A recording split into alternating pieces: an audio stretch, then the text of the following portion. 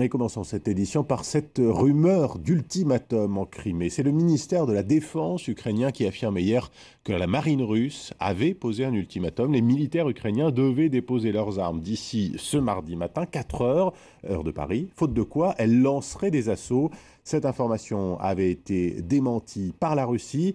Armel Charrier, bonjour. Il est 6 heures du matin, il ne s'est rien passé pour l'instant, mais cette affaire quand même est assez symptomatique de cette guerre des nerfs qui se joue autour de l'Ukraine. Oui, aujourd'hui, cette affaire, elle est à prendre au sérieux parce qu'on ne sait pas en fait comment les choses peuvent évoluer. Vous l'avez dit, il y avait cet ultimatum et puis juste après, il y avait de toute manière Moscou qui avait dit que finalement non, elle n'avait pas posé cet ultimatum. Mais impossible de lire entre les lignes si Moscou disait vrai ou si c'est aussi une manière de se protéger de ce qui peut arriver. Ça, c'est la première chose. Ensuite, la réalité, elle est que sur le terrain, vous avez 10 milliers d'hommes qui sont arrivés et qu'on ne sait jamais, un incident peut amener à déraper à tout moment dans des positions qui sont extrêmement tendues, comme on l'imagine en Crimée.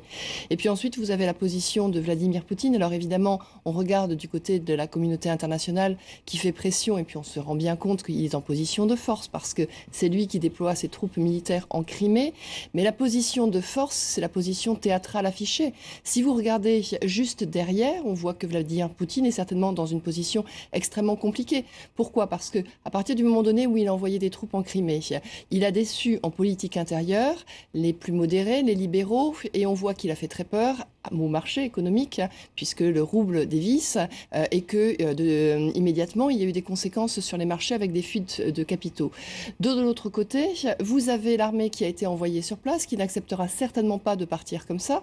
Donc si demain, Vladimir Poutine dit finalement on rentre, eh bien vous risquez, dans ces cas-là, d'avoir une armée qui sera déçue, des services de renseignement qui seront déçus, des plus conservateurs qui seront déçus. Et voyez, en politique intérieure, Vladimir Poutine a donc déjà froissé une première partie, et en fonction de ce qu'il va faire, il risque de froisser la seconde partie. Finalement, il n'est pas dans une situation si simple que ça. Merci Armel Charrier, merci pour cette première analyse. Alors je vous propose de passer maintenant à la mobilisation diplomatique autour de cette crise ukrainienne. Les réunions se sont multipliées hier un peu à tous les niveaux. Commençons peut-être par un des acteurs très impliqués dans cette crise qui hausse le ton depuis 48 heures notamment, les États-Unis. Nous rejoignons notre correspondant à Washington, Philippe Gassot. Philippe, les premières sanctions sont donc tombées côté américain avec cette annonce d'une suspension de la coopération militaire avec la Russie. Oui, c'est plutôt une condamnation, pourrait-on dire ici, de principe. Il ne se passe pas grand-chose entre l'armée russe et l'armée américaine. Il y a des échanges, des conversations, parfois même des tractations au niveau du renseignement, mais ça ne dépasse pas le vœu pieux aujourd'hui, mais il fallait bien faire quelque chose. Donc, on a décidé d'interrompre tout cela, comme on a décidé également d'interrompre les négociations commerciales qui étaient en cours. C'est la moindre des choses, mais ça risque, c'est vrai, de pénaliser certains industriels russes, mais aussi quelques-uns des Américains. Donc, ce que l'on voit en ce moment, c'est que de part et d'autre de l'Atlantique, eh bien, on cherche des sanctions qui pourraient faire plier le maître du Kremlin, et on n'arrive pas à trouver la solution miracle. Mais on n'a pas renoncé à hausser le ton, à condamner. Pour le moment, il y a une sorte d'encerclement de Vladimir Poutine, un encerclement diplomatique de la Russie. On essaie de l'isoler du théâtre des nations démocratiques, et c'est peut-être ce qui va payer davantage. Quant aux faits réels que demandent par exemple les républicains ici, qui sont bien évidemment hostiles à Barack Obama, qu'ils trouvent un peu trop attentiste, eh bien, il va falloir qu'ils attendent encore pour avoir véritablement ce qu'ils veulent, du rapide et du concret. Et puis Philippe, John Kerry, qui est très en pointe dans ce dossier ces derniers jours, arrive dans les prochaines heures à Kiev. Là aussi, c'est un symbole de l'implication que veulent avoir les États-Unis dans ce dossier. Ah oui, tout à fait. Là, Washington a décidé de ne pas faire l'impasse là-dessus. Il a choisi son camp depuis bien longtemps. Vous savez qu'il y a déjà eu 1 milliard d'avances versées au gouvernement, au nouveau gouvernement de Kiev, et on continue à revendiquer le soutien à ces nouvelles personnes désignées pour mener le pays jusqu'aux prochaines élections. Donc, ce que va faire John Kerry, c'est venir avec un dossier sous le bras qui est très important pour l'Ukraine. Il s'agit d'un dossier de financement. Alors, il y a d'un côté le Fonds monétaire international, mais il y aura pour compléter, si ça n'est pas suffisant, l'aval de Washington. Et cela n'est pas sans conséquence. Bien évidemment, le voyage de John Kerry à Kiev ne va pas faire tomber la pression entre Washington et Moscou. Merci Philippe Guessot, donc en direct de Washington.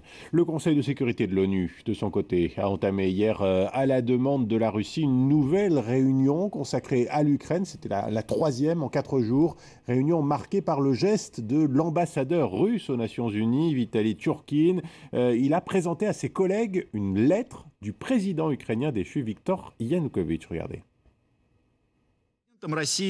Le président russe a reçu une lettre de la part du président Yanukovych. Je cite : « Sous l'influence des pays occidentaux, des actes de terreur et de violence ont lieu en Ukraine. Le peuple est persécuté à cause de sa langue, pour des raisons politiques. C'est pour cela que je demande au président russe, M. Poutine, d'utiliser ses forces armées pour intervenir. Mes chers collègues, je vous présente ici même une copie de la lettre du président ukrainien. »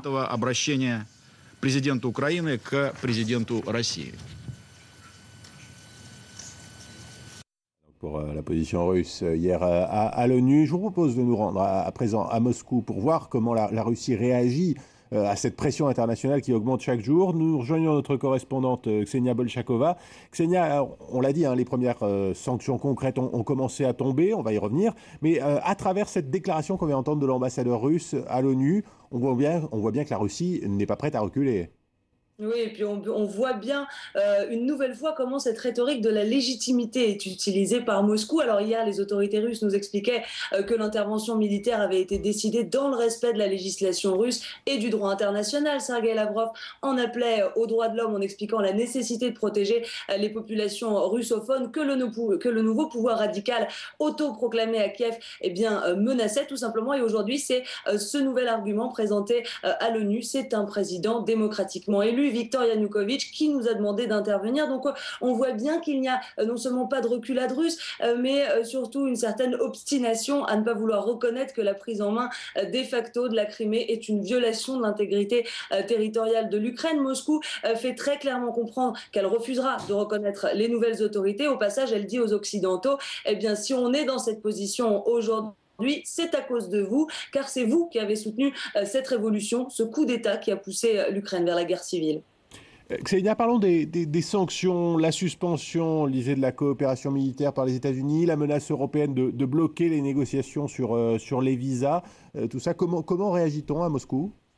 Pour l'instant, il n'y a pas de réaction officielle à ces sanctions, mais qu'est-ce qu'on peut dire sur notamment la fin de la coopération militaire? Alors, Washington n'a pas donné de détails précis. Très concrètement, que peut-il se passer maintenant? On ne peut que le supposer. Il peut y avoir une rupture des échanges d'informations, notamment sur leurs arsenaux respectifs. Probable aussi que la coopération dans la lutte antiterroriste qui a été lancée après les attentats du marathon de Boston soit suspendue. Possible aussi que la coopération en Asie centrale sur la lutte contre les trafics de drogue soit suspendue également, mais peu de détails pour le moment et, comme je vous le disais, pas de réaction. En ce qui concerne l'Union européenne, on est quand même encore au stade des menaces. Bruxelles a évoqué la suspension des négociations sur l'abrogation du système des visas avec la Russie, mais ce n'est pas ça qui va peser dans la balance, puisque ça fait plus de 10 ans que la Russie tente de l'obtenir sans succès. En termes de sanctions concrètes, économiques, l'UE n'est vraiment pas en position de faire pression. Elle a besoin de la Russie, qui est aujourd'hui son 3e partenaire commercial, avec près de 340 milliards d'euros d'échanges en 2012. C'est pour ça qu'il n'y a pas réellement de panique au Kremlin à l'heure actuelle. Si Poutine n'aime pas être menacé, il n'aime pas être boycotté ou sanctionné, il n'apprécie pas non plus les demi-mesures. Merci Ksenia Bolchakova en direct de Moscou. Autre lieu de la pression internationale, hier, on le disait, Bruxelles, où étaient réunis en urgence les ministres des Affaires étrangères de l'Union européenne. Ils ont donc appelé la Russie à prendre des mesures rapides et concrètes de désescalade. Et d'abord, le repli des forces russes déployées en Crimée. La chef de la diplomatie européenne, Catherine Ashton, rencontrera aujourd'hui à Genève son homologue russe, Sergueï Lavrov. Quant au chef d'État de l'Union, ils se réuniront de nouveau demain à Bruxelles en sommet extraordinaire. Sur le terrain maintenant, il n'y a toujours eu aucun coup de feu tiré, mais l'emprise de la Russie sur la province de Crimée s'est encore resserrée hier. Selon les autorités ukrainiennes, la Russie aurait fait atterrir une dizaine d'hélicoptères de combat et 8 avions de transport de troupes ces dernières 24 heures. Il y aurait au moins 6000 soldats russes dans la province, mais toujours non identifiés. L'un de nos envoyés spéciaux en Crimée s'est rendu hier devant une de ces bases de l'armée ukrainienne, encerclée par ces fameux soldats sans insigne. Et vous allez voir, c'est un curieux statu quo qui règne autour de ce bâtiment. C'est un reportage de Roméo Langlois. À 20 km de Simferopol, une base de l'armée ukrainienne est assiégée par des hommes en armes. Ces soldats cherchent à masquer leurs identités. Ils ont retiré les plaques de certains camions, mais d'autres sont encore immatriculés en Russie. Dans leur base, les Ukrainiens n'emmènent pas large. Nous sommes sur notre territoire. Ceci est notre base. Personnellement, en tant que soldat, je pense que c'est une agression. Que ferez-vous si vous êtes attaqué ?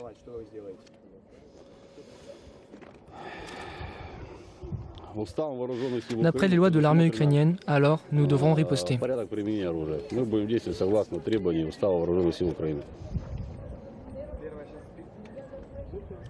Auprès des troupes russes, des miliciens de Crimée se sont portés volontaires. Ils s'opposent aux pro-européens qui ont renversé le pouvoir à Kiev. Nous ne voulons pas de ces gens qui viennent nous dire « Maintenant, arrêtez de parler russe ». Toute cette situation autour de cette base militaire est un reflet de ce qui se passe dans tout le pays. Nous n'avons plus d'unité nationale. Et peut-être que nous n'en aurons plus jamais.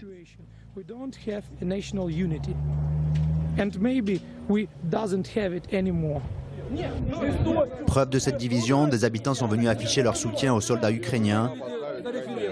Ils prennent à partie ceux qui ont fait allégeance aux Russes. Toi, tu as été militaire. Qui as-tu juré de servir? Quelle nation as-tu juré de servir? Calme-toi, calme-toi. Comme d'habitude, la moitié des gens sont du côté des Russes, l'autre moitié du côté de l'Ukraine. C'est peut-être une provocation du MI6 ou de la CIA. Je plaisante. Des femmes chargées de cadeaux cherchent à entrer dans la base. L'accès leur est refusé. Nous sommes des gens de Crimée. Nous voulons le bonheur et la paix. Nous sommes ici pour appuyer nos soldats ukrainiens. Nous leur avons même apporté des vitamines. Finalement, la visite est autorisée. Pour l'heure, le bras de fer russo-ukrainien en reste à la guerre froide.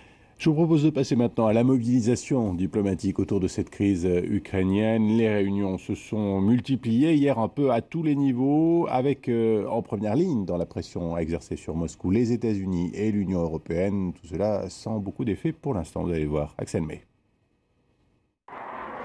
Vladimir Poutine en chef de guerre. Alors qu'on ne l'avait pas vu depuis 4 jours, le président russe est venu assister ce lundi à des exercices militaires à la frontière avec la Finlande. Face à cette détermination russe, Washington hausse le ton et accuse Moscou de violer le droit international. Je pense que les condamnations fermes que Moscou a reçues du monde entier montrent que la Russie est du mauvais côté de l'histoire. Dans la foulée, le Pentagone annonce la suspension de toutes les relations militaires avec les Russes. Des mesures de rétorsion économique notamment sont aussi dans les tuyaux. À Bruxelles, des sanctions sont également à l'étude. En l'absence de mesures de désescalade de la part de la Russie, l'Union européenne décidera des conséquences que cela implique dans les relations entre l'Union européenne et la Russie. Nous avons parlé de la possibilité de suspendre les relations bilatérales en matière de visa et nous envisagerons des mesures ciblées. Le ministre allemand des Affaires étrangères parle quant à lui de la pire crise en Europe depuis la chute du mur de Berlin. Après 25 ans, après la fin de la confrontation Est-Ouest, le danger d'une nouvelle division de l'Europe est réel. Une nouvelle confrontation que la communauté internationale cherche à éviter à tout prix. Les Occidentaux l'ont rappelé, ils veulent laisser la place au dialogue pour résoudre le conflit de manière pacifique. Mais preuve de la gravité de la situation, un sommet extraordinaire rassemblera jeudi à Bruxelles les chefs d'État et de gouvernement de l'Union européenne. Le Conseil de sécurité de l'ONU, de son côté, a entamé hier, à la demande de la Russie, une nouvelle réunion consacrée à l'Ukraine. C'était la 3e en 4 jours. Nous retrouvons notre correspondant aux Nations Unies, Emmanuel Saint-Martin. Emmanuel, cette réunion hier s'est déroulée dans une atmosphère très tendue. On a même parlé d'une ambiance de guerre froide. Oui, exactement, une ambiance de guerre froide, à la fois par le vocabulaire qui a été utilisé, même les exemples employés. Par exemple, l'ambassadeur français Gérard Haro auprès des Nations Unies a dit qu'il se souvenait qu'il avait 15 ans lorsque, en 1968, les troupes soviétiques sont arrivées en Tchécoslovaquie. Il y avait même dans le théâtre, en quelque sorte, enfin dans la scénographie utilisée par certains, effectivement, aussi beaucoup de choses qui étaient réminiscentes de ce qui avait pu se passer pendant la guerre froide, et notamment lorsque l'ambassadeur russe est venu et au milieu de son discours a brandi la lettre signée Yanukovych, l'ex-président ukrainien, dont on pensait il y a encore peu de temps que Moscou le tenait pour quantité négligeable. C'était l'impression qu'on avait, pas du tout. Aujourd'hui, au contraire, l'ambassadeur russe au Conseil de sécurité est venu dire que Yanukovych était toujours le président légal ukrainien, et donc il a sorti cette lettre par laquelle, lettre datée du 1er mars dernier, le président ukrainien ou ex-président ukrainien, effectivement, demande le soutien de la Russie, le soutien militaire de la Russie pour, dit-il dans sa lettre, rétablir l'ordre dans son pays. Donc effectivement, ce sont à la fois du vocabulaire, des mises en scène, des appels qui effectivement avaient plus des airs de guerre froide que de 21e siècle, mais c'est bien le spectacle auquel on a eu le droit aux Nations Unies aujourd'hui. Emmanuel, dans ces conditions, qu'est-ce qui peut être fait à l'ONU? On parle de la possibilité d'observateurs en Ukraine. Oui, c'est une idée qui a été avancée notamment par les pays occidentaux, les États-Unis, la Grande-Bretagne, mais aussi la France, qui disent qu'il faudrait envoyer une mission d'observateurs. Alors, est-ce que ça sera les Nations Unies? Est-ce que ça sera d'autres organismes? On parle par exemple de l'OSCE, l'Organisation de la sécurité et de la coopération en Europe, qui a d'ores et déjà proposé, qui a d'ores et déjà annoncé l'envoi d'observateurs en Ukraine. La vraie question, c'est de savoir qu'est-ce qu'ils vont pouvoir observer. Est-ce qu'ils vont pouvoir, par exemple, aller en Crimée? Quelle que soit l'origine de ces observateurs, on sait bien que pour l'instant, pour pouvoir pénétrer en Crimée, il faudrait l'autorisation des autorités russes. Pour l'instant, dans l'état d'esprit que je vous décrivais tout à l'heure, on est bien loin de ce type de concession. On va voir comment les choses évoluent dans les prochaines heures et dans les prochains jours.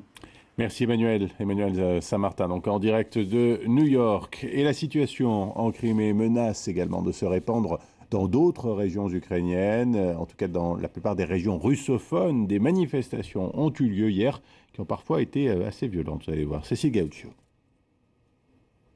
Devant le siège du gouvernement régional de Donetsk, des centaines de manifestants pro-russes. Armés d'un portail, ils prennent d'assaut le bâtiment.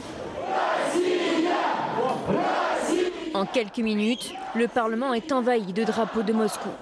Ces manifestants veulent être russes et pour cela, ils demandent que soit organisé un référendum. Il y a quelques jours encore, Donetsk était le fief du président déchu, Viktor Yanukovych. Scène similaire à Odessa dans le sud-ouest du pays. Au siège du gouvernement, des échauffourées éclatent. Les manifestants réussissent à s'infiltrer à l'intérieur du bâtiment et hissent le drapeau russe. Face à cette violence, les autorités appellent au calme. Vous devez comprendre que nous devons être unis. Nous devons vivre dans un pays pacifique. Dans la deuxième ville d'Ukraine, à Kharkiv, les habitants protègent l'un des derniers symboles soviétiques, la statue de Lénine. Ici, on parle russe, on vit russe et le nouveau pouvoir révolutionnaire est perçu comme une menace. À l'image de la Crimée, où 60% de la population est russophone, certaines villes ukrainiennes se réveillent pour affirmer leur appartenance au monde russe. Ce qu'on pouvait dire pour l'heure sur la situation en Ukraine, situation que nous suivons bien sûr en direct sur France 24 et que vous pouvez retrouver où que vous soyez sur votre PC ou votre téléphone sur france24.com et sur nos applications mobiles avec le Direct Minute. Coup d'œil à présent à ce qui fait la une de la presse française ce matin avec tout d'abord bien sûr l'escalade en Ukraine. Tout en menaçant de sanctions, les Occidentaux tentent de désamorcer la tension. Les Échos parlent de la pire crise en Europe depuis les guerres de Yougoslavie. Jusqu'où ira Poutine, se demande de son côté Libération, en rappelant que pour le moment, l'Occident peine à trouver une réponse à son offensive militaire en Crimée. L'Europe hésite, confirme également le Figaro. Le Figaro qui revient aussi sur les tensions qui sont en train de gagner l'Est russophone de l'Ukraine. La crise ukrainienne.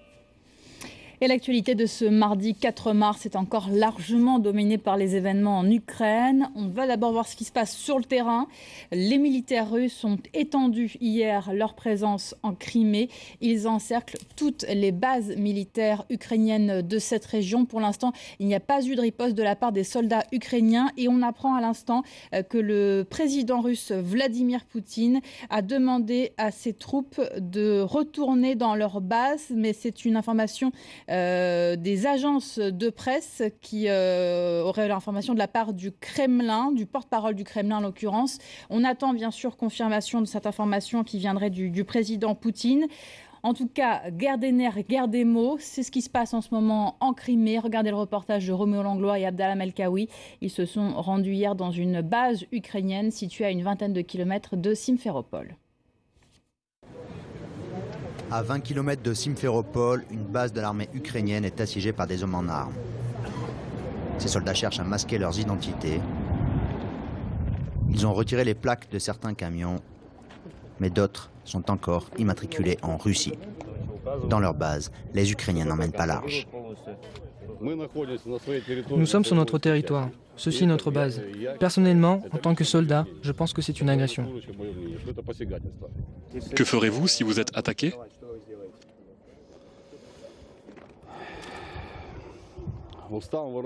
D'après les lois de l'armée ukrainienne, alors nous devrons riposter.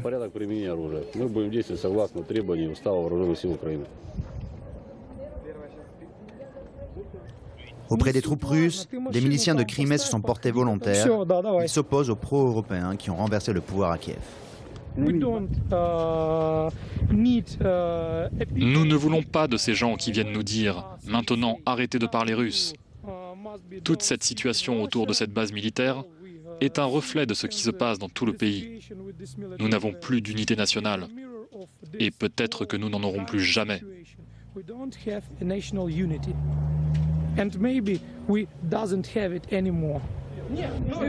Preuve de cette division, des habitants sont venus afficher leur soutien aux soldats ukrainiens.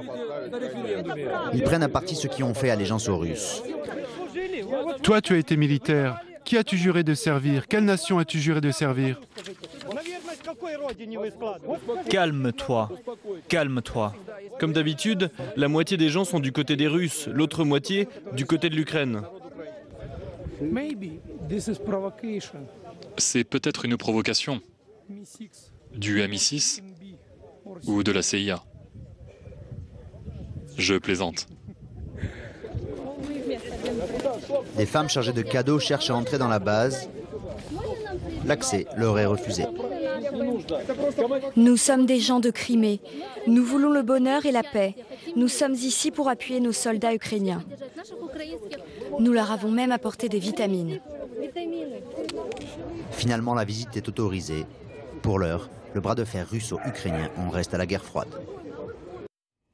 Et l'armée ukrainienne semble divisée à l'image du pays tout entier. On vous annonçait dimanche la défection du commandant en chef de la marine ukrainienne. Eh bien, ce n'est pas le cas de tous les marins. 2 navires de guerre ukrainiens amarrés au port de Sébastopol refusent de se rendre. L'équipage a installé des matelas tout autour des bateaux pour éviter d'être harponnés. Je vous rappelle que la ville de Sébastopol abrite une importante base navale russe. Et puis, autre image qui illustre bien le déchirement de l'Ukraine. À Donetsk, quelques 300 militants pro-russes ont pris d'assaut le siège du gouvernement régional. Les manifestants exigent qu'un référendum d'autodétermination soit organisé le 30 mars. Et puis, scène similaire, cette fois dans le sud-ouest de l'Ukraine, à Odessa, là aussi devant le siège de l'administration. Il y a eu quelques échauffourées avec les forces de l'ordre. Alors face à cette emprise grandissante de la Russie sur le sud de l'Ukraine, les Occidentaux semblent quelque peu désemparés. John Kerry est attendu ce matin à Kiev. Le secrétaire d'État américain vient apporter son soutien aux nouvelles autorités ukrainiennes. Pour l'instant, la Maison-Blanche n'a pas pris de sanctions contre Moscou, même si on a appris hier que la coopération militaire entre les deux grandes puissances était suspendue. La correspondance à Washington de Philippe Gassot. C'est plutôt une condamnation, pourrait-on dire ici, de principe. Il ne se passe pas grand-chose entre l'armée russe et l'armée américaine. Il y a des échanges, des conversations, parfois même des tractations au niveau du renseignement, mais ça ne dépasse pas le vœu pieux aujourd'hui, mais il fallait bien faire quelque chose. Donc, on a décidé d'interrompre tout cela, comme on a décidé également d'interrompre les négociations commerciales qui étaient en cours. C'est la moindre des choses, mais ça risque, c'est vrai, de pénaliser certains industriels russes, mais aussi quelques-uns des Américains. Donc, ce que l'on voit en ce moment, c'est que de part et d'autre de l'Atlantique, eh bien, on cherche des sanctions qui pourraient faire plier le maître du Kremlin et on n'arrive pas à trouver la solution miracle. Mais on n'a pas renoncé à hausser le ton, à condamner. Pour le moment, il y a une sorte d'encerclement de Vladimir Poutine, un encerclement diplomatique de la Russie. On essaie de l'isoler du théâtre des nations démocratiques et c'est peut-être ce qui va payer davantage. Quant aux faits réels que demandent par exemple les républicains ici, qui sont bien évidemment hostiles à Barack Obama, qu'ils trouvent un peu trop attentiste, eh bien, il va falloir qu'ils attendent encore pour avoir véritablement ce qu'ils veulent, du rapide et du concret. À New York, cette fois, le Conseil de sécurité de l'ONU s'est réuni une nouvelle fois pour évoquer la situation en Ukraine, cette fois à la demande de la Russie. L'ambassadeur russe à l'ONU a lu une lettre écrite par le président destitué Viktor Yanukovych, lettre dans laquelle il demande à l'armée russe d'intervenir en Ukraine. La réponse de l'ambassadeur français Gérard Araud a été plutôt cinglante. Je vous propose d'écouter les deux diplomates. Le président russe a reçu une lettre de la part du président Yanukovych. Je cite, « Sous l'influence des pays occidentaux, des actes de terreur et de violence ont lieu en Ukraine. Le peuple est persécuté à cause de sa langue, pour des raisons politiques. C'est pour cela que je demande au président russe, M. Poutine, d'utiliser ses forces armées pour intervenir. Mes chers collègues, je vous présente ici même une copie de la lettre du président ukrainien. Ça fait 4 ans et demi que j'ai entendu le représentant de la Fédération de Russie invoquer à toute occasion la non-ingérence dans les affaires intérieures d'un pays. Et je viens d'entendre un discours qui n'est qu'une seule ingérence dans les affaires intérieures de l'Ukraine. Donc j'ai la faiblesse de rappeler qu'il faut une certaine cohérence dans les politiques étrangères. Des élections peuvent avoir lieu le 25 mai. Elles peuvent avoir lieu sous supervision internationale, sous supervision de l'OSCE. Eh bien, faisons voter les Ukrainiens. Ils décideront, sous supervision de l'OSCE, quel avenir veulent-ils. Côté européen maintenant, on cherche toujours une réponse adéquate. Une réunion au niveau des chefs d'État aura lieu jeudi. Hier, ce sont les 28 ministres des Affaires étrangères de l'UE qui se sont retrouvés. Aucune sanction contre Moscou n'a été annoncée. On retrouve tout de suite à Bruxelles notre correspondante, Cataline Landaburu. Cataline, on a l'impression que les Européens sont un peu dépassés par les événements. Pourquoi est-ce qu'aucune mesure de rétorsion n'a encore été prise ? C'est parce que malgré le pessimisme ambiant, les Européens ne veulent pas à ce stade couper tous les fils du dialogue avec Moscou. Un certain nombre d'États, l'Allemagne, la France en tête, estiment, et sans doute avec raison, que la solution à la crise ukrainienne passera par la négociation, une négociation qui ne pourra pas se passer de la Russie. Alors si d'ici à jeudi, jour de ce sommet de crise à Bruxelles, la situation ne s'est pas améliorée, s'il n'y a pas eu désescalade du conflit en Ukraine, alors les 28 chefs d'État et de gouvernement adopteront la mise en œuvre d'un certain nombre de sanctions. La première de ces mesures visera à geler les négociations entamées depuis plusieurs années déjà avec Moscou sur la libéralisation des visas. D'autres mesures ont également été évoquées, comme par exemple des mesures plus ciblées visant le gel des avoirs de certains hauts dignitaires russes en Europe. Tout ça dépendra bien sûr de l'évolution de la situation sur le terrain au cours de ces 2 prochaines journées. Katalin, si ces sanctions sont adoptées jeudi, donc, est-ce qu'elles seraient de nature à faire plier Vladimir Poutine ? Écoutez, l'idée, par exemple, de suspendre les négociations sur la libéralisation des visas ne risque pas de faire trembler le Kremlin, loin de là, car dans les faits, ces négociations étaient au point mort depuis plusieurs années. Elles n'avaient pas évolué d'un iota. Alors le gel des avoirs des hauts responsables russes en Europe pourrait avoir effectivement un peu plus d'impact, mais risquerait, et c'est ce que les Européens craignent, de renforcer la détermination de Vladimir Poutine à étendre sa zone d'influence au-delà de la Crimée, aussi dans la partie orientale de l'Ukraine. En fait, face à Vladimir Poutine, ce grand nostalgique de l'ex-URSS, les Européens ont très peu de moyens de pression. On l'a vu ces derniers jours. Il faut rappeler que la Russie est le 3e partenaire économique et commercial de l'Union européenne après les États-Unis et la Chine, et que l'Europe, notamment à l'Est, reste très dépendante des exportations du gaz russe. Donc, beaucoup de diplomates estiment ici à Bruxelles que la Crimée est bel et bien perdue. Il va falloir maintenant négocier sur le reste, essayer de sauver le reste. Et pour cela, il va falloir ramener la Russie à la table des négociations à un exercice de haute voltige diplomatique dont l'issue reste extrêmement incertaine à ce stade, bien sûr. Merci beaucoup, Katalin, pour ces précisions.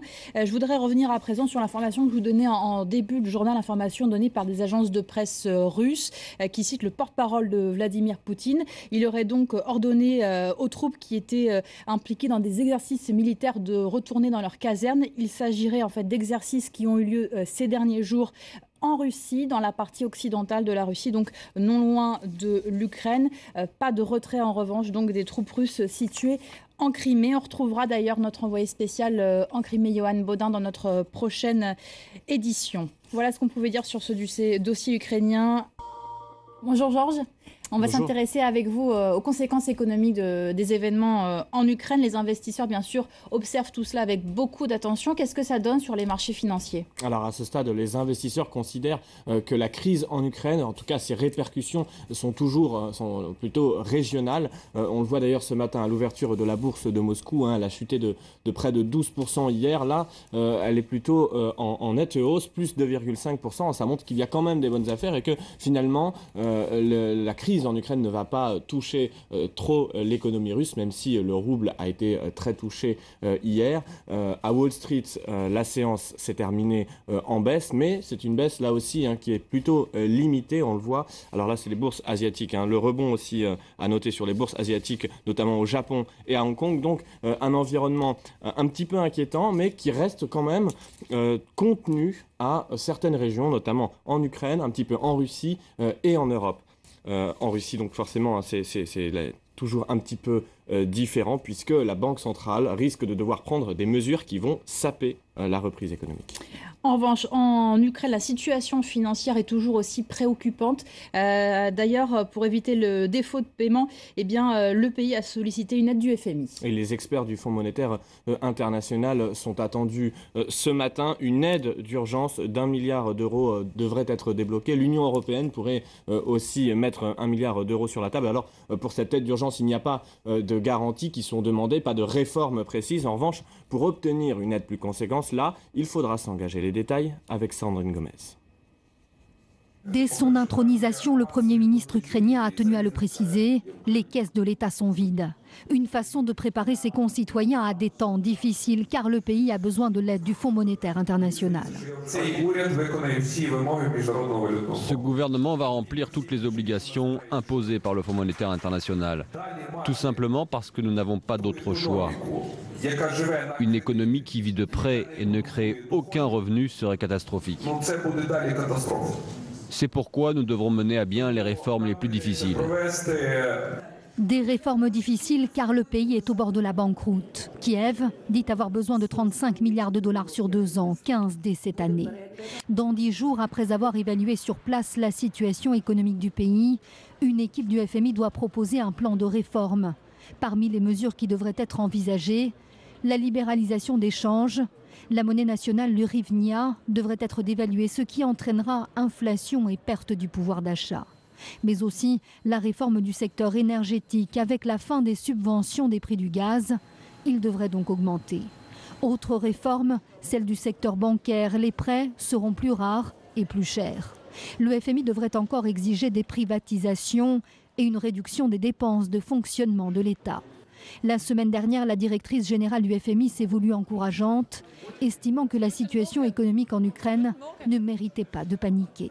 Et c'est l'heure à présent de la revue de presse française avec vous, Hélène Frade. Bonjour. On va bien sûr s'intéresser aux derniers événements en Ukraine avec l'emprise grandissante de l'armée russe sur la Crimée. Et les Échos, Hélène, évoquent ce matin la pire crise en Europe depuis les guerres de Yougoslavie. Et un pays, l'Ukraine, a un cheveu de la guerre. La guerre, le mot est partout ce matin. Une drôle de guerre sans coup de feu. La guerre de Poutine, titre Libération, en se demandant jusqu'où ira le président russe. Poutine qui a commencé par violer la souveraineté d'un pays européen, je cite, et voudrait maintenant une Ukraine à sa botte. Un État vassal affaibli par l'occupation, puis l'amputation d'une partie de son territoire, écrit Libération, qui appelle les Européens à montrer courage et détermination face à un homme qui ne connaît que le langage de la force et qui paraît toujours, souvent avec raison, sur la lâcheté de ses ennemis. Fin de citation. Courage et détermination, sauf que pour l'instant, la réponse des Occidentaux est plutôt mesurée. Mais c'est un état de fait que regrette le monde, pour qui les choses sont pourtant claires. Oui, Vladimir Poutine pose ouvertement les Occidentaux en ennemis de la Russie. Ce serait même, d'après le journal, le cœur même de sa rhétorique. Camarade Poutine, ce président qui se dit lui-même éperdument nostalgique de l'Union soviétique et n'en aurait pas fini avec la guerre froide. Face à lui, effectivement, une Europe qui hésite toujours, c'est ce que constate Le Figaro, en évoquant les mesures symboliques prises par le camp occidental, mesures ou plutôt menaces de mesures économiques et diplomatiques visant à isoler la Russie. La Russie qui est également très critiquée pour son soutien au régime syrien. La guerre civile là-bas a fait plus de... Et l'actualité de ce mardi 4 mars est encore largement dominée par les événements en Ukraine. On va d'abord voir ce qui se passe sur le terrain. Les militaires russes ont étendu hier leur présence en Crimée. Ils encerclent toutes les bases militaires ukrainiennes de la région. On retrouve tout de suite notre envoyé spécial Johan Baudin. Bonjour Johan. Vous vous trouvez dans la base de Perevalne. Alors Kiev affirme que 16 000 soldats russes sont actuellement déployés en Crimée. Est-ce que ce déploiement se poursuit aujourd'hui ? Eh bien oui, l'encerclement des bases ukrainiennes par ces forces pro-russes se poursuit. Je suis actuellement devant la base de Perivelnaya et comme vous pouvez le voir derrière moi, eh bien les forces pro-russes sont toujours stationnées aux abords de cette base. Si vous pouvez peut-être l'apercevoir également derrière moi, les camions, des dizaines de camions sont positionnés. Cela fait 3 jours désormais qu'ils sont là. Ils sont installés là pour durer. Ce siège dure déjà depuis 3 jours, mais les discussions entre les deux troupes, entre les soldats russes qui sont pro-russes, qui sont à l'extérieur, ces soldats qui sont toujours sans insigne, sans grade, bien armés, mais dont les chargeurs dans les fusils d'assaut ne sont pas enclenchés, signe que pour l'instant la situation est maîtrisée. Les discussions entre les officiers des deux troupes se poursuivent. L'ordre pour l'instant n'est pas de lancer l'assaut. Alors, il y a eu beaucoup de tensions hier en fin de journée avec des rumeurs d'ultimatum qui ont été rapidement démenties par Moscou. Est-ce que Kiev a donné une consigne particulière aux militaires ukrainiens qui sont cantonnés dans leur base aujourd'hui en Crimée ? Alors, il faut savoir que sur le papier, il y a normalement en Crimée 15 000 soldats ukrainiens. C'est une troupe qui est mal équipée, mais il ne faut pas oublier dans cette annonce qui a été faite puis démentie, mais une annonce faite par l'agence Interfax, elle peut avoir potentiellement un effet très difficile, très néfaste sur la troupe ukrainienne qui est encerclée depuis plusieurs jours. Pour l'instant, les consignes de Kiev sont de tenir les bases, mais de ne pas riposter. Un commandant russe nous a dit « Nous riposterons que si un assaut est lancé en dernière limite ». Pour l'instant, donc, c'est la voie de la négociation qui est privilégiée. Il faut savoir que cette armée ukrainienne, qui est toujours cantonnée dans ses bases, n'a plus aucune capacité de mouvement. Elle est clouée dans ses bases. Elle a certes encore ses armes, mais elle est immobilisée. Merci beaucoup, Johan Bodin, pour ces précisions. Je rappelle que vous êtes notre envoyé spécial en Crimée. Vous vous trouvez donc devant la base de Pereval et on a vu derrière lui donc une dizaine de camions donc de militaires pro-russes. Avec moi sur ce plateau, Armelle Charrier. Bonjour Armelle. Bonjour. On voit donc ce statu quo ce matin en Crimée avec ces troupes russes qui encerclent les bases ukrainiennes. On se demande maintenant quel va être le prochain mouvement de Vladimir Poutine. C'est vrai que pour lui aussi, finalement, cette intervention en Crimée, c'est un pari risqué. Oui, effectivement, parce que, évidemment, quand on regarde ce qui est en train de se passer là en Crimée et que l'on voit tous ces militaires russes qui sont déployés, donc 16 000 selon Kiev, on se dit bien évidemment que c'est lui qui est en position de force. Dans la réalité, il a pris une décision qui est une décision d'envoyer des hommes sur place, d'envoyer donc des troupes sur place. Il a contrarié toute une partie de l'opinion russe. Il a contrarié tous les libéraux, tous les plus modérés, et surtout, ce qu'il a contrarié, c'est tout le marché économique, c'est tous les oligarques. Un chiffre, par exemple, qui est assez spectaculaire. Sous 24 heures, il y a eu pour la Russie 58 milliards de dollars de perte de capitalisation. Aussi bien, en fait, le rouble qui se déprécie, parce que tous les marchés financiers sont inquiets, que les oligarques qui veulent mettre leurs avoirs à l'étranger en sécurité. Donc, vous voyez, ça, c'est quand même quelque chose qui est une donnée économique très importante à gérer quand on est le président de la Russie. Donc, déjà, il y a cet acte qui est fait. Et de l'autre côté, il a amené presque plus de 10 000 militaires sur place en Crimée. Donc, ça veut dire que l'armée rouge, la grande armée russe, a déployé des hommes en Crimée.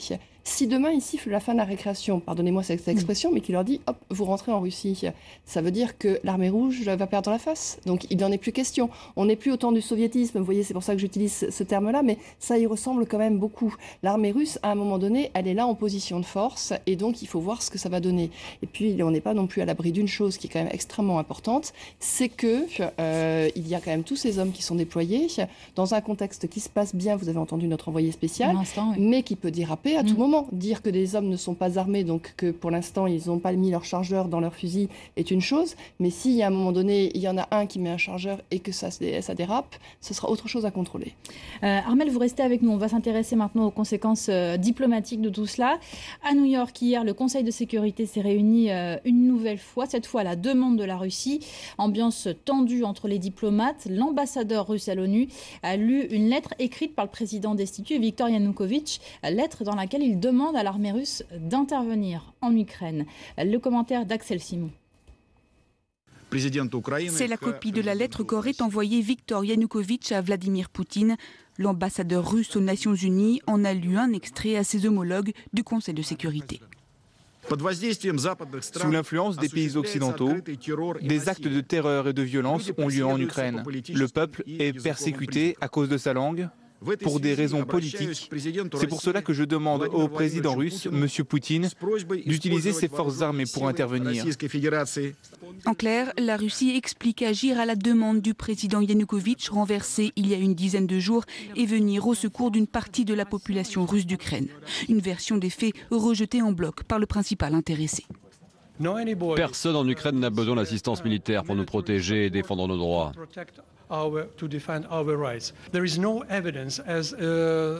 Il n'y a aucune preuve que les droits des Russes de Crimée et de la population russophone dans la région sont violés. Oui, aucune preuve. L'armée russe est largement déployée dans la région de Crimée, dans le sud de l'Ukraine. Et à New York, la Russie n'a pas changé de cap ni de ton. Face à Moscou, les Occidentaux au Conseil de sécurité restent fermes. États-Unis, Grande-Bretagne et France notamment ont redit l'importance de défendre l'intégrité territoriale et la souveraineté de l'Ukraine. Ça fait 4 ans et demi que j'ai entendu le représentant de la Fédération de Russie invoquer à toute occasion la non-ingérence dans les affaires intérieures d'un pays. Et je viens d'entendre un discours qui n'est qu'une seule ingérence dans les affaires intérieures de l'Ukraine. Donc j'ai la faiblesse de rappeler qu'il faut une certaine cohérence dans les politiques étrangères que nous sommes amenés à suivre. Les Occidentaux cherchent toujours les moyens de pression pour faire plier Vladimir Poutine, pour l'instant sans succès. Et Armelle Charrier toujours avec moi sur ce plateau. Armelle, pour l'instant, la réponse des Occidentaux est plutôt mesurée. L'Union européenne pourrait décider de jeudi de suspendre les négociations sur les visas. Les États-Unis, eux, ont annoncé qu'ils suspendaient leur coopération militaire avec Moscou. Ça, c'est du court terme. Qu'est-ce qui peut se passer à long terme? Quel peut être l'avenir de la Crimée, notamment? C'est indéniable qu'il faut à un moment donné avoir un discours et un dialogue avec Vladimir Poutine ainsi qu'avec la Russie. Parce que ce qui se passe aujourd'hui en Crimée est extrêmement intéressant. Vladimir Poutine a construit tout au long de ces années un mythe, en fait, celui d'une Russie extrêmement forte, celui d'une Russie qui avait l'espace presque de l'Empire soviétique et sa volonté, en fait, d'union eurasienne, c'est cela. Et donc, du coup, c'est un homme qui a été très blessé par ce qui s'est passé en Ukraine, blessé, vexé. À un moment donné, il va falloir retendre la main pour voir comment est-ce qu'on va pouvoir concrètement faire les choses, parce qu'on sait qu'économiquement, il va falloir aussi qu'il y ait un accord avec toutes les parties autour de la table, parce que la réalité, c'est que l'Ukraine est dans une situation économique assez désastreuse. Alors, quelles peuvent être les solutions ? Évidemment, il faut d'abord qu'on puisse voir parler. Ça va peut-être être justement le rôle d'Angela Merkel, de la diplomatie allemande, de tendre la main. Est-ce qu'on peut imaginer, là on s'avance peut-être, mais avoir du coup une gestion cette partie de l'Ukraine, un peu comme on l'a en Bosnie, avec dans ces cas-là toutes les entités qui sont représentées pour qu'il y ait une double gouvernance en quelque sorte. C'est-à-dire qu'on a acté finalement la séparation de la Crimée de l'Ukraine? Non, sans acter la séparation de la Crimée et de l'Ukraine, mais acter le fait qu'à un moment donné, il faut que tous les partenaires soient autour d'une table et voir comment est-ce qu'on peut laisser des zones d'influence aux uns et aux autres. Puis n'oublions pas qu'on a aussi un gouvernement à Kiev qui est un gouvernement extrêmement jeune, qui est un gouvernement qui a aussi pas du tout l'habitude de ce que c'est que la diplomatie ni ce que c'est que la gouvernance. Et là, c'est le vrai rôle des Américains et le rôle aussi des Européens que d'aller apprendre, que d'aller aider ces nouveaux gouvernants. Et d'ailleurs, John Kerry est attendu ce matin à Kiev pour apporter son soutien aux nouvelles autorités ukrainiennes. Merci beaucoup Armelle pour cet éclairage. Voilà ce qu'on pouvait dire donc à cette heure sur la situation en Ukraine. Je vous rappelle que la Crimée est sous contrôle russe. 16 000 soldats russes ont été déployés dans la péninsule ukrainienne au cours des 7 derniers jours. C'est ce qu'a affirmé en tout cas hier le représentant de l'Ukraine à l'ONU. Et autre symbole de la tension ces dernières heures en Crimée, cette rumeur d'ultimatum. C'est le ministère de la Défense ukrainien qui a affirmé hier que la marine russe avait posé un ultimatum. Les militaires ukrainiens devaient déposer leurs armes d'ici ce mardi matin, 4h, heure de Paris, faute de quoi elles lanceraient des assauts. Cette information avait été démentie par la Russie. Nous rejoignons notre correspondant à Kiev, Gulliver Krag. Gulliver, il est un peu plus de 8h du matin, il ne s'est rien passé cette nuit. Comment les autorités ukrainiennes gèrent-elles cette affaire ? Pour les Kievois, en tout cas, cela rappelle la situation pendant les manifestations qu'il y avait ici pendant 3 mois, où très souvent les leaders des partis politiques de l'opposition et les politiciens de ces partis parlaient d'une menace, d'une attaque imminente par la police anti-émeute sur la manifestation, sur la place de l'Indépendance, et que cette attaque n'a pas eu lieu. Visiblement, ces hommes et ces femmes politiques recevaient de la part des autorités ukrainiennes des informations fausses. Il semblerait que c'est la même histoire cette fois-ci avec le ministère de la Défense, ou bien les Russes ont changé d'avis. Nous ne savons pas exactement, mais en tout cas, c'est très désagréable pour les Kievois qui ont l'impression de vivre le même cauchemar, sauf que cette fois-ci, c'est à beaucoup plus grande échelle, à l'échelle de toute une région de leur pays, et non pas la police anti-émeute, mais l'armée russe qui pourrait attaquer, parce que les Kievois, bien sûr, se rappellent que même si la plupart des fois, pendant 3 mois, il s'avérait que c'était une fausse alarme et la police anti-émeute n'a pas attaqué, elle a bel et bien fini par attaquer le soir du 18 février. Gulliver, vous nous parliez donc de la situation, de la façon dont on ressentait les choses à Kiev. Il y a aussi eu de nombreuses manifestations, de nombreux manifestants dans plusieurs autres régions ukrainiennes hier, dans les villes russophones, des manifestations qui ont parfois été violentes. Ça inquiète, là encore, à Kiev ? Cela inquiète beaucoup à Kiev, bien sûr, mais les dirigeants politiques ont plutôt tendance à dire que tout cela que c'est la Russie qui manipule ces manifestations, qui les organise même. Il y a des témoignages, notamment du côté de Kharkiv, de milliers de Russes qui auraient été importés en Ukraine pour manifester, et le gouvernement et aussi l'ex-première ministre Yulia Tymoshenko insistent beaucoup sur le rôle joué joué par la Russie dans l'orchestration de ces manifestations. Mais je pense que le nouveau gouvernement ukrainien a aussi compris que ce n'est pas uniquement des manifestations artificielles organisées par les Russes. Il y a parmi ces manifestants dans les régions de l'Est et le Sud du pays des personnes qui sont réellement inquiets par les actions du nouveau gouvernement à Kiev, qui ont peur que ce nouveau gouvernement à Kiev est trop nationaliste. Et il y a une raison très importante à cela, c'est que le 23 février, ce nouveau gouvernement, enfin le Parlement, a voté pour abroger la loi établissant le russe comme une deuxième langue officielle dans plusieurs régions qui avait été passée par Viktor Yanukovych, signée par Viktor Yanukovych en 2012. Les russophones d'Ukraine n'ont pas vu cela tant comme une menace concrète à leur droit de parler russe, parce qu'en fait, dans les faits, ils ont le droit de parler russe et tout le monde dans ces régions parle uniquement russe tout le temps, mais comme un symbole du caractère nationaliste du nouveau gouvernement à Kiev, et ils l'ont très très mal vécu. Et c'est pourquoi, je pense, hier, Alexandre Turchinov, le président par intérim, a décidé qu'il ne signerait pas cette décision du Parlement. Donc, nous avons perdu la liaison avec Gulliver, mais on a bien compris effectivement.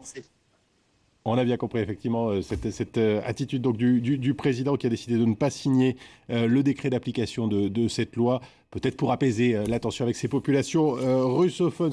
C'était donc Gulliver Krag en direct de Kiev. Voilà ce qu'on pouvait dire pour l'heure sur la situation en Ukraine.